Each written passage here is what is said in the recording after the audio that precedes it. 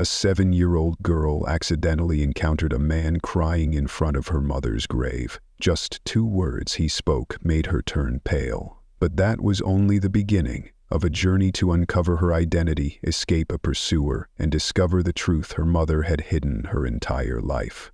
Beneath the gray, oppressive sky and the biting stillness of Greenwood Cemetery, little Grace walked slowly along the old stone path. Each step she took echoed quietly in the thick, mournful air. In her hands, a bundle of wildflowers, hastily wrapped in old newspaper, trembled in the wind. Today marked exactly 1 year since her mother's death. She didn't know what drew her back here, only that this was the last place where traces of the mother who once held her every night lingered. But the gravesite wasn't as solitary as it had been before. A man in an expensive suit knelt before the stone marker, his shoulders shaking faintly. Grace froze, unaccustomed to seeing a grown-up cry. His face, it was stern, yet his eyes held a wild confusion, mirroring the feeling Grace had carried in her heart since her mother's death. "What are you doing at my mom's grave?" Her voice was small but steady. The man turned around. His first look was one of shock, then pain, then fear. She wasn't sure. "Emily Wilson," he repeated, as if he couldn't believe the name etched into the stone. "She was my wife."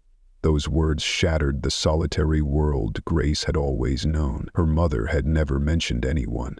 No family, no husband, just the 2 of them, clinging to each other through temporary apartments and cold nights at relief shelters. And yet this stranger now claimed he was her mother's husband? Grace took a step back, her instincts kicking in. "You're lying. My mom didn't have a husband." The man fell silent, then uttered his name. "I'm Michael Reynolds." They stood facing each other, a ragged little girl and a polished man, like 2 broken pieces of a puzzle distorted for far too long. Both carried the same question. Who was Emily, really? But the answer wasn't here anymore. And the coldness in Michael's eyes, paired with the shadowed depth in Grace's, seemed to suggest they both knew. This was only the beginning of what Emily had buried deeper than the grave itself. A faint click.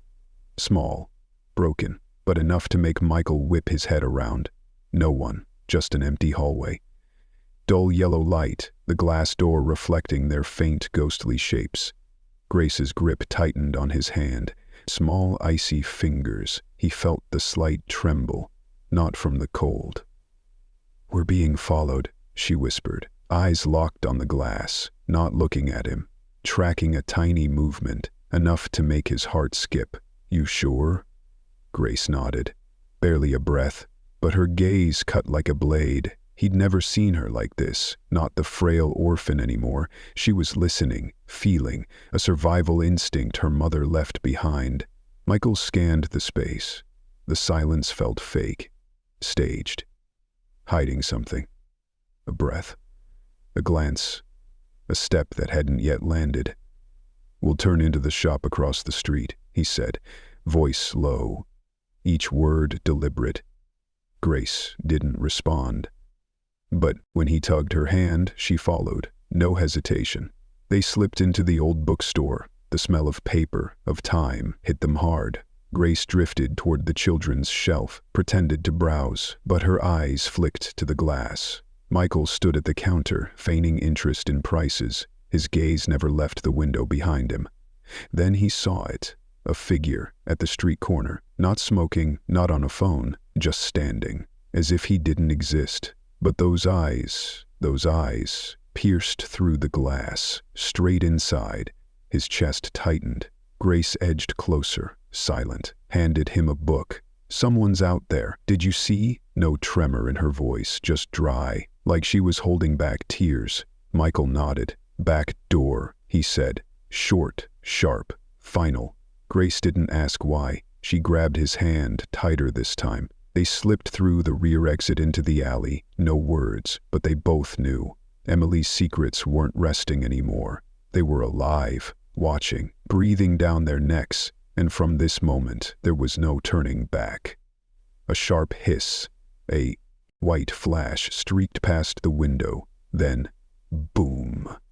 The apartment shuddered. Glass shattered, wind slicing in like a blade. The room exploded in light and smoke, squeezing the air from Michael's lungs. "Grace!" he roared, lunging toward the living room. Shards tore at his sleeve, eyes stung, the stench of smoke, charred concrete, and something metallic. Death. A chunk of ceiling crashed down in the middle of the room. He spotted her, Grace huddled under the table, clutching her head, trembling. I'm okay, she stammered. He dove forward, yanked her out. They collapsed onto the cracked tiles. The window was now a gaping black maw, wind howling through like a demon's wail. "They know this place," Michael muttered. "It's not safe anymore." Grace grabbed his hand, her eyes wide, not scared, aware. Something had shifted, no more running, just surviving. Sirens screamed, blending with shouts in the hall. Emergency lights flickered blood red. Everything spun. "Back door," Michael gasped, heart pounding in his ears. "Dad, what if they're still out there?" He didn't answer. No one answers when there are no questions, only paths or endings. They squeezed past a half-collapsed wall. The emergency stairs smoked, people scrambling in chaos. A man stood still in the crowd, his gaze locking onto Michael, and he smirked. Grace's grip tightened. They veered into a side hall, down to the garage. Heat from the blast clung to their skin, suffocating, like hell had cracked open. Smoke coughed through the ceiling, the building itself choking. Michael leapt into the car, slammed the gas, tires screeching. The taillights shattered. The rearview mirror trembled, reflecting Grace's soot-streaked face, her eyes unnaturally bright. "Where do we go now?" she asked. He didn't answer right away, just glanced at the mirror, where their safe haven smoldered like ash. "Now," he swallowed hard. "We've got nowhere left to turn." And he knew. From here, every step could be a minefield, every mistake, death. Only one thing remained to fight for, keeping Grace alive. Sirens wailed. The hallway pulsed red with alarm lights. Thick smoke swept past every step. Michael yanked Grace close. Fast. To the garage, no stopping, no looking back. She nodded. Silent, eyes wide, alert. The stairwell swarmed with people, screaming, shoving. Dust clouded the air. Shouts, sobs, names called in panic. "Service route," Grace whispered. "Back way, side exit." Michael hesitated for a second. She locked eyes with him. "Trust me, I know how." He nodded, veered right. An old iron door creaked open. Narrow hall, empty. A bulb flickered. Low, damp ceiling. Smoke seeped into every breath. Grace led quick, dodging wooden crates. She paused once, listening. "Footsteps. Ahead," she hissed. Michael grabbed her shoulder, signaled, "Stop." A shadow flitted across the hall's end. Didn't see them, but close. Michael held his breath, shielded Grace. She pressed against the wall, fingers tight on her backpack strap. The shadow vanished. A metal door slammed shut in the distance. "Now," Michael whispered. They bolted, ran, turned left, down another floor, emergency exit to the garage. The door swung open. No one inside. A silent basement level, holding its breath. Their footsteps echoed like war drums. "Where's the car?" Michael asked. Grace pointed to a dark corner. "You parked by pillar C3? They sprinted. Wind from the vents hissed, chilling their necks. The car's lights flashed red once as Michael hit the key. "Get in," he barked. Grace yanked the door, slid into the back, ducked low. Michael dove into the driver's seat. A faint click sounded from behind. "Someone's there," Grace warned, hand already on the door handle. Michael slammed the car into reverse, crashing into a concrete pillar. A figure stumbled out, gun clattering to the ground. He floored it. Tires screeched, the car rocketing up the exit ramp. Behind them, a gunshot. The rear window spider-webbed but held. Grace peeked up, meeting his eyes in the rearview. "Trust me." "They haven't blocked us yet." Michael glanced back, her gaze calm, steely. He nodded. The car burst out of the garage, tearing into Manhattan's midnight streets. Behind them, the building smoldered like an open wound. The cabin lay hushed. Outside, snow began to fall. Tiny white flakes tapped the window like faint knocks from old memories. Grace sat by the fireplace, hands trembling as she held the silver locket, heart-shaped, ice-cold, worn. Her mother had given it to her before she passed, whispering, "When you feel like giving up, open it." But for days, Grace had tried everything, every angle, every crack on its surface. Nothing worked. Michael sat nearby, silent, watching. He knew this moment held something vital beyond mere curiosity. Maybe it was the look in his daughter's eyes, pain mingled with fragile hope. Grace gripped the chain tighter. He held it to the firelight. A strange resolve flickered in her gaze. Then she pressed the heart's face lightly, sliding her thumb along the bottom edge. Click. A small sound, like a memory's door, swinging open. The locket split, revealing a micro SD card and a tiny, thrice-folded note. Grace unfolded the paper. Her hands shook. Slanted handwriting emerged. Her mother's. Familiar, tender. "If you found this, you've outgrown even your fears. I love you more than the life I ever..." Grace didn't speak. She took a deep breath, looked up. "Play it," she whispered, handing the card to Michael.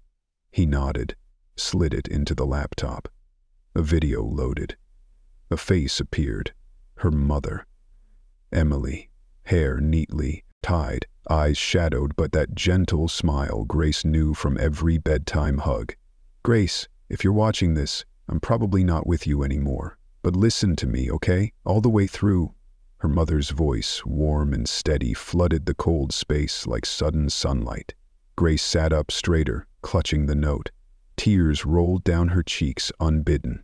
"You're the reason I held on. I couldn't tell you everything. Knowing more meant more danger. But if you've opened the locket, you're strong enough for the truth and to survive it." Michael didn't blink. His chest tightened. Emily had been here, in this house. She'd planned it all, to keep their daughter from losing her way.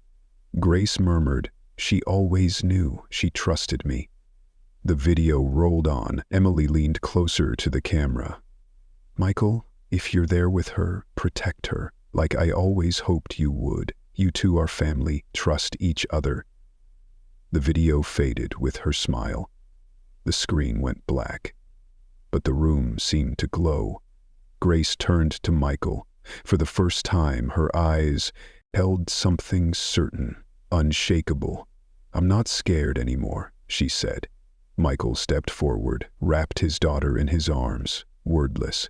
The fire crackled. Wind whistled past the cabin's roof. But inside, for the first time, it was warm. Underground parking garage, 11:59 a.m. Michael parked tight against concrete pillar 27. His hands gripped the steering wheel, eyes scanning every figure in the rearview mirror. Beside him, Grace clutched the USB, the locket now a silent pendant under her jacket. She said nothing, just stared ahead. As Michael opened the door, her hand grabbed his. "I trust you." 3 words, enough to throw his heartbeat off rhythm. He nodded, stepped out. They exited together, blending into the dim light of the garage and the hum echoing from the vents. The silence around them felt unnatural. Agent Carter, the government insider, had texted, "Just me, bring the evidence. Meet at point C." They strode quickly toward the far end. A steel door to the tech room stood ajar. A man in a gray coat waited, phone in hand, eyes locked forward. "Agent Carter?" Michael asked. The man nodded, but his gaze was too cold, too empty. Michael stepped back, instinct kicking in. Grace's hand tightened around his. "Not him," she whispered. Right then, click, the sound of a gun cocking. Behind them, a stranger emerged from a pillar, pistol glinting under his coat. Michael spun, shielding Grace. "Run!" No time to think. He yanked her arm, pulling her the other way. Feet pounded concrete. A shot rang out. The bullet whizzed past his head. Grace didn't scream. She just gripped his hand harder, matching his pace. Her face wasn't panicked, focused. They darted through 2 rows of cars, veering right. Michael fumbled for the keycard, swiped it at the reader. Red light. Damn it! Another shot. It buried into the wall beside them. Michael angled himself over Grace, shoving her into a gap between cars. She gasped for air, but her eyes stayed sharp. "Trust me," she said. "I know how." She pulled a paper clip from her pocket, crouching by the emergency lock panel. Hands shook, but moved with precision. 1, 2, 3 seconds. Snap. The door popped open. They bolted through, the door slamming shut behind them. Shouts and banging erupted from the other side. Michael looked at his daughter, both panting, hands still locked. "We made it," he said. Grace nodded, sweat streaking her forehead, a faint smile tugging her lips. "We've still got the USB," she whispered. Michael pulled her into a brief hug, then squeezed her small hand again, and they ran on. The game wasn't over. But from this moment, they weren't just father and daughter. They were a team. Wind howled through the mountain pass. Snow speckled the windshield. Michael gripped the steering wheel tighter, eyes fixed on the desolate road stretching ahead. The old cabin, a wooden refuge bought under a false name, emerged in the distance, a lone flicker of light amid the endless cold. Grace curled up in the passenger seat, head against the window, not sleeping, just quiet. Her hand still clutched the locket, the last tether to her lost mother. "We're almost there," Michael said, voice low but soft. He glanced at his daughter. "It'll be peaceful. Your mom called it the place no one could find." Grace nodded faintly, eyes tracing the snow-draped forest sliding past the window. "How long do you think we'll be safe?" Michael didn't answer right away. The wind picked up, and a shiver of unease crept through him. He lowered his voice. "As long as we can, long enough to figure out what's next." The wooden gate creaked open. The cabin loomed closer, its roof dusted with thin snow, windows fogged with frost. Grace stepped out, tilting her head back to breathe the crisp air. For the first time in days of running, her eyes softened. Inside, the stove held dry firewood. Michael lit it. Warm orange light spilled across their faces. Grace pulled a few small photos of her mom from her backpack. She set them on the table beside the locket, and USP the only remnants of their fractured worlds. "Here," she murmured. "It's like Mom's still alive." Michael didn't reply, just ran a hand over her hair. Awkward, but real. Outside, night fell fast. Snow thickened. Darkness pressed against the windows like a living thing. Inside, they ate canned soup, talked about normal things. Grace shared how her mom taught her to jump a ditch. Michael recalled his first toy car. No one chased them in those stories, just quiet laughter and a warmth kindling in the wilderness. Then a faint beep from the secure phone froze the air. Michael flicked the screen on. A message glowed. System breach detected. Cabin location possibly compromised. Grace looked up. The light in her eyes snuffed out, replaced by a honed, heartbreaking vigilance. "Do we have to go?" she asked. Michael gripped her shoulder, his gaze steely, yet oddly tender. "Not yet, but get ready, like your mom would've." The fire still crackled, but outside the darkness was moving. The laptop screen emitted a pale blue glow, reflecting off Michael's tense face. Beside him, Grace sat silently, her hands gripping the locket tightly, now empty. All that remained was the micro SD card left by her mother. "Focus, Grace," Michael said, his voice hoarse. "This is everything your mom left to keep us alive." He inserted the card into a specialized reader, connecting it to an internal encryption system. The screen displayed a single folder, S. Cassidy, Pro, Alcohol. Grace leaned closer. "That's Mom's real name." Michael nodded and clicked to open the folder. A window popped up, password required. 8 characters, he muttered. No birthdays, no names.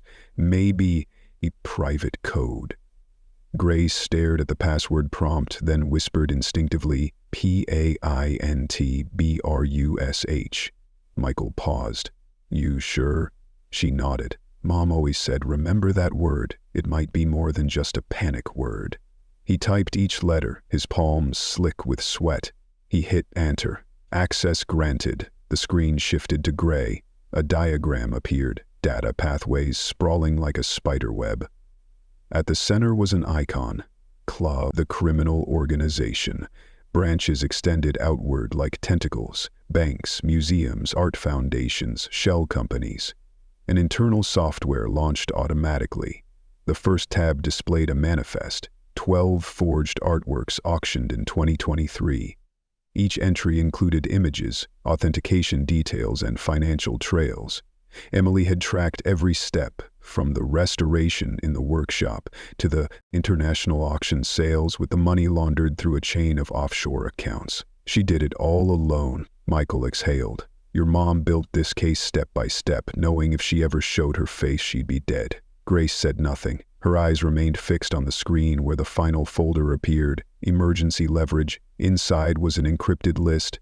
Names of high-ranking officials, secret bank codes, hidden camera footage of meetings at auction houses, all triple encrypted, tagged with timestamps and GPS coordinates to prove authenticity. Michael opened the decryption guide file. Format, .nc plus SHA-256 layer, cross-encrypted with an internal key hidden in the metadata of the final video. He backtracked. The video Emily sent, for David and Grace, had a description line. Meta key equals 7FG2XC9QE, weighted. The network pulsed with numbers. Decryption successful. Grace, Michael said, his voice breaking slightly, your mom left evidence enough to dismantle Clov's entire system. Including the government officials shielding them. The young girl gripped her father's hand tightly. Who do we give it to? Michael pointed to the last name on the whitelist. Catherine Reeves, U.S. Marshals, Witness Protection Division. Emily had circled her name in a scanned document with a note, if you must trust anyone, trust her. Outside, snow continued to fall, but inside the cabin, the light from the screen blazed like the warmth of a mother now gone. Not despair, but a final trust, transforming into action. The gunshot cracked deafeningly behind them. The car's glass shattered. Michael didn't look back. One hand gripped the steering wheel. The other pressed Grace's head down low. Hold on. Don't look up. His heart pounded as if it might burst from his chest. His breaths came short, heavy. Cold sweat drenched the back of his neck. The car's tail swung through a curve, nearly flipping. A black SUV clung close behind, its stark white headlights slashing through the forest's darkness. Each tire struck gravel, thud, thud, thud, like war drums tolling death. Grace clutched his arm. They've got us. Michael glanced at the rearview mirror, more of them than he'd thought. 2 additional vehicles peeled onto the main road from behind. No, there's one way out, the East Trail. Hold steady. He jerked the wheel. The old sedan kicked up clouds of dirt, barreling into a narrow path choked with roots and wild grass. The lights behind faded slightly, but the roar of engines still screamed, still closing in. Grace trembled. If Mom were alive, she'd... Grace, Michael cut her off, his voice sharp, urgent. Listen to me. No matter what happens, you have to live. Got it? She turned to him. Her eyes were wet, cold, but sharp like steel blades. I'll live. No matter what happens to you. Her words fell into a silence so thick it choked the air. Darkness swallowed them. The only sounds were heartbeats and branches whipping against the car. Another blast. The vehicle shuddered. They'd hit a tire. Michael slammed the brakes. The car skidded, spinning sideways, tipping. No, it held. He flung the door open. Get out. Run. Grace bolted. Mud clung to her shoes. Michael grabbed the backpack and shoved it into her hands. USB microcard emergency phone, it's all in there. Head for the ridge. There's a trail down to town. Grace sobbed. Come with me. Michael gripped her shoulders. His eyes no longer shook. I'll hold them off. You run. The sound of engines grew closer. Headlights sliced through the underbrush. They were searching. No. Grace clung to him. No more leaving each other, not again." Michael's breath hitched. He pressed his forehead to her hair. "Your mom sacrificed herself so you'd have a chance to live. Now it's my turn. Live. So she didn't die for nothing." Footsteps. Close now. He pushed her away. "Paintbrush. If they don't know that word, don't trust them." Grace ran. Tears mixed with forest dust. Her small shoes stained red where her scraped knee bled. Michael turned back. His grip tightened on the loaded pistol. Headlights pierced the darkness. A figure emerged. 10 steps away, he held his breath. 1 shot. 2. A scream. He backed toward the slope, drawing them with him, away from Grace. "You will live," he whispered, his heart chaotic but his gaze sharp as a blade. At the mountain's base, a girl ran, clinging to life like a final treasure, and atop the ridge, a father stood ready to dissolve into the darkness so the light behind him could keep burning. 6 months after that night of flight, the small wooden house nestled in the forest now bathed in the gentle sunlight of spring. The windows stood wide open, welcoming the scent of pine and the cheerful chirping of young birds. Grace sat on the porch, flipping through the pages of her sketchbook, where she captured memories of her mother and her father in both images and colors. Inside, David set 2 steaming cups of tea on the table, a new habit since they'd begun living together. His heart still tightened slightly whenever he glanced at Michael's old jacket hanging by the door, always there, like a piece of memory that never left. "Foster dad," Grace called softly, her voice no longer as lost as it had been in those early days. "I just drew my real dad. I don't remember his face clearly, but I remember his eyes. They're a lot like yours when you worry about me." David smiled, his eyes glistening. He stepped out onto the porch and sat beside her. "Michael sent you to me, but it's you who saved me from loneliness." Grace rested her head on his shoulder, a simple gesture, but one that had once been a luxury in the days she wandered alone among unfamiliar roofs. "I miss Mom. I miss Dad. But now I don't feel alone anymore." A gentle breeze blew through. The locket around Grace's neck swayed lightly. It no longer held secrets inside, only a small photo of 3 people, her mother, her father, and her, pieced together from 3 worlds that once didn't belong to each other. But now things were different. David pulled an envelope from his pocket, an official court order. "Today you officially take my name. Grace Harrison." Grace looked at him, her eyes widening. A brief silence passed, then she leapt into his arms. "Dad, thank you for not letting go." He hugged her tightly. "Thank you for giving me a reason to start over." In the distance, the treetops rustled as if bearing witness to a silent promise. They had lost so much, but now they had each other, and that was enough to begin a new life. No more running, only moving forward. The story makes us believe that true love can transcend even the darkest past and the deepest losses. Thank you for joining us on this journey with Millionaire and Heart Stories. If you were moved, please like, share, and follow the channel so you don't miss the next healing adventures.